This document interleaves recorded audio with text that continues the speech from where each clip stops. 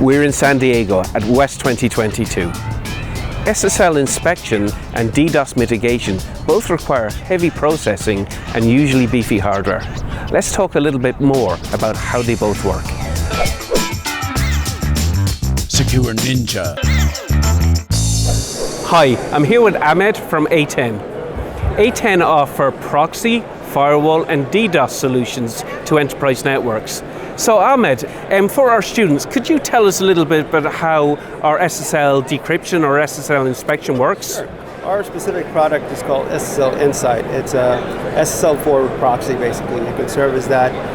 It can be transparent or it can be explicit. And what it usually does, what we use it for, is that in many cases, when SSL traffic comes in, or any kind of encrypted traffic that comes in, security devices such as firewalls, IPSs, IDSs, they're not capable, they don't have the resources to decrypt the traffic, inspect and re-encrypt it, and send it over. So what we do is we offload that onto our boxes. Our boxes are high-performance boxes.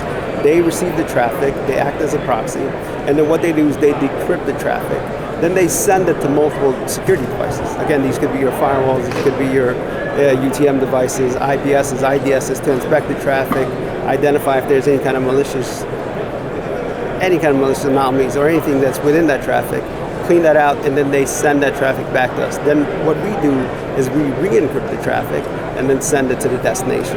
We can also do URL classification, where we identify if there's malicious destinations that they're going to, we can block that. So we can do a slew of other types of protections in addition to just decrypting the traffic and sending it to a specific site. Excellent, so very typical of a forward proxy type device. We're going to go ahead and make that SSL connection on your behalf, and then we have the opportunity to inspect that traffic whilst it's on our friendly man in the middle, if you like. Absolutely. Excellent. That's exactly and that's a really good point about the fact that some information you don't want to see, and you have to be able to allow that traffic, the client, the endpoint device, to make that connection all the way through without being inspected by your devices. That's something I never thought about before. Absolutely. That's excellent. And also keep in mind that about 80% of the traffic around the world is encrypted these days. Excellent. So also, A10 does DDoS mitigation, okay? That's something that's really prevalent at the moment. There's a lot of attacks that use DDoS. How do your devices handle DDoS attacks? Yes, DDoS is very common. We've seen everywhere globally. It's growing, it's getting more sophisticated. So you have to have the right dedicated tools in place to effectively detect the attacks first and then mitigate it accordingly to make sure your sites are available. That's part of the CIA triad, actually, is confidentiality, integrity, availability. DDoS is availability when it comes to that triad. So that's what we're trying to maintain with DDoS protection. Detection is also key. Without detection, you're basically reactive. Once your devices are down, then you'll be like, okay, something's happening. It'll probably take you hours to identify what's going on. But if you have some sort of tool in place that identifies the attack proactively, then you can keep yourself up and your sites online. So DDoS, the way we do it, there's two main ways. There's a bunch of other ways too, but two main ways: symmetric and asymmetric deployments. Symmetric just means that it's completely in line. All the ingress and egress traffic goes through that specific mitigator. So it can be an L3 or L2 deployment. That means it can be a next hop, or it could just be transparent. And also in asymmetric, we call it reactive. And what that means is that the DDoS protection solution, the actual mitigator, sits out of path, not within the path.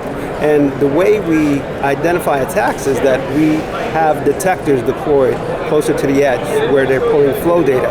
And flow can be anything from net flow, S flow, C flow, D, IP fix. And that gives us visibility into layer 3 and 4 of the OSI stack. So we can see any kind of flood types of activities that are coming in. If we see any kind of anomalous activity or anything that breaches our baseline. So we baseline the traffic to identify what's normal. So if we see anything that doesn't meet a service is basically a combination of a port and a protocol, and then we baseline that traffic for those services for that specific destination. If we see anything that goes above that, then that's when we can start automatically the mitigation process. And does your system get even cleverer? Yes, it does. So yes, it does. To give us a little bit more accuracy when it comes to mitigation. So right now, think about, we've run it through the IP reputation feed. That's millions of lines. We've run it through automate escalation level that challenges and makes sure the sources are legitimate. We still don't trust the traffic. So we're like one more layer of protection. So now we put it through our machine learning capability. So our machine learning capability is basically was developed. It's an algorithm that runs on the system continuously. It was developed to identify initially zero-day types of attacks, anything that we haven't accounted for or created countermeasure for.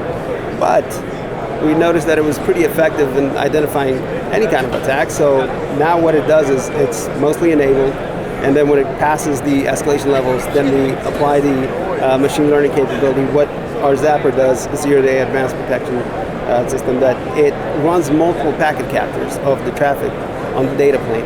And then it does comparative analysis of the data, and then it puts it through some algorithms to identify basically different subsets of the attack. It looks at the traffic vectors and puts it all into a filter. So it has to have at least 60% of the attack vectors in the filter to be effective to pass as a filter. So if it is creating a filter that has at least 60% of the attack vectors in it, then it applies that. It's a simple, basically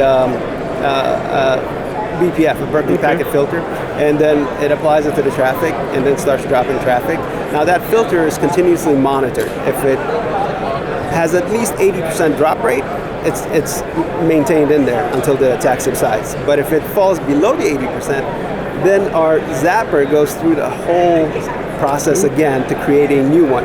And the reason why it does that is to basically keep up with the attack changing or vector changing types of attacks, such as the Mirai has, I don't know, some 40, 50 different types of vectors that it can launch.